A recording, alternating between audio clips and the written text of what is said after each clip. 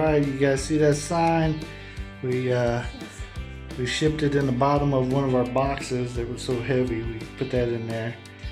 We put a couple of signs, but this is one of them. We never knew we would actually use it here at the farm. But we bought it at a covered bridge festival by our house. Or not by our house in America, but in one of the little towns in Indiana. So now we're using it.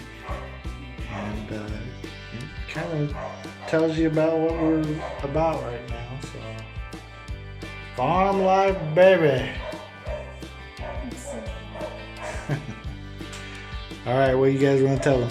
Thank you for watching our Check Out the Rileys. Don't forget to subscribe, comment, and share.